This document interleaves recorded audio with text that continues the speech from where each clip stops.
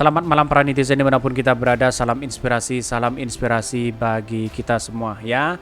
Di hadapan Puan Maharani, Airlangga isyaratkan Golkar gabung ke PDP dukung Ganjar Pranowo. Wow, ada apa begitu kan? Sudah ada lampu hijau untuk mendukung Ganjar Pranowo ya. Ada apa setelah pertemuan dengan Pak Jokowi 3,5 jam? Ada apa begitu ya? Jadi pilihannya masuk penjara atau ingin aman, kira-kira kan seperti itu tanggapan dari masyarakat begitu ya. Tetapi politik kita kan dinamis begitu ya. Terserah ya, mau dukung Pak Ganjar silahkan, mau dukung Pak Prabowo silahkan, mau dukung Anies Baswedan dengan lampu hijaunya katanya sudah bertemu dengan Anies Baswedan silahkan. Tapi ingat begitu ya. Kenapa ya Golkar ini tidak seberani Pak Surya Paloh begitu kan? Pak Surya Paloh kan beraninya sangat luar biasa sekali dibandingkan dengan Airlangga begitu ya. Tetapi mari kita baca terlebih dahulu komentar-komentar netizen seperti ini. Ini komentar-komentar dari netizen di hadapan Puan Maharani. Airlangga isyaratkan Golkar gabung PDP dukung ya, gabung PDP dukung Ganjar Pranowo begitu ya. Apakah mau begitu? Mari kita baca ya. Itu partai besar seharusnya dapat menjual nama kadernya, bukan malah cemplung ya ke kader lain. Sudah dari 2014 nggak ada kader yang maju ke capres ya selain Pak Yusuf Kalla. Ada yang mengatakan Golkar langsung sabar kok, ocok ke susu Belanda masih jauh. Ini saya kira bahwa proses dalam demokrasi kita ya sah saja sebenarnya begitu kan. Tetapi perlu diingat, ini kan ada gimmick luar biasa di situ begitu. Bahkan memberikan setangkai bunga sebagai bentuk apakah ini dukungan atau apa begitu kan. Atau bisa saja kena prank nanti begitu ya.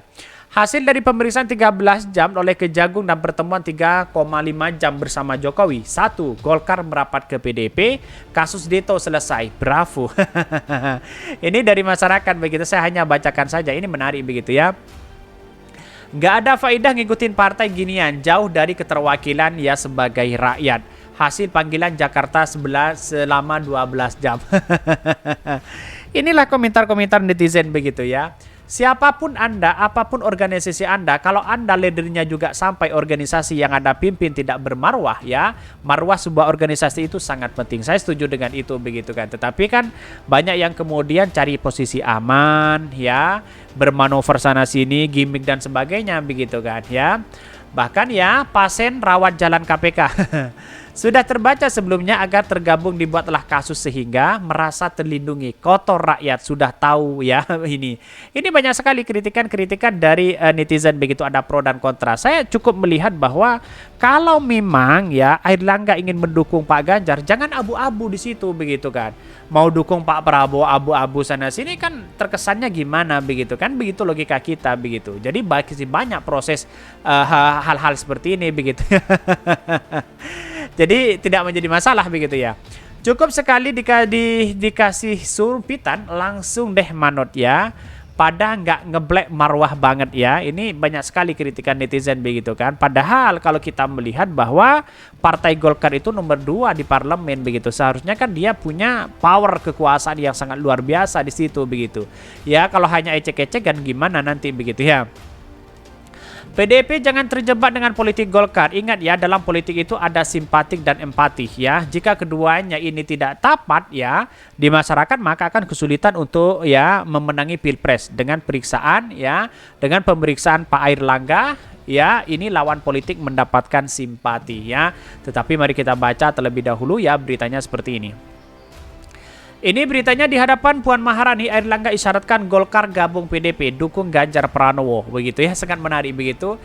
Dikutip dari FIFA.co.id, Ketua Umum Partai Golkar Airlangga Hartarto mengungkapkan kondisi Koalisi Indonesia Bersatu KIB ikut dibahas oleh tim teknis Golkar dan Partai Golkar dan Partai Demokrasi Indonesia Perjuangan atau PDP. Bahkan KIP ya sangat cair, PDP sudah ada P3, kemudian masih ada PAN ya. Kita akan lihat secara keseluruhan katanya ya usai menerima kunjungan Ketua DPP PDP Puan Maharani di kediamannya di Jakarta. Bahkan KIB merupakan gabungan tiap partai gol politik ya, yakni Golkar, ya Partai Persatuan Pembangunan P3 dan Partai Amanat Nasional PAN. Sejak dideklarasikan ya setahun lalu, KIB belum juga mengumumkan bakal calon presiden capres maupun bakal calon wakil presiden. Artinya sudah bisa dihianati atau apa begitu kan. Oke lah, tidak menjadi masalah mau gaming dengan berbagai apapun begitu kan ya, dengan Puan, dengan siapa begitu, tidak menjadi masalah karena inilah bagian dari demokrasi.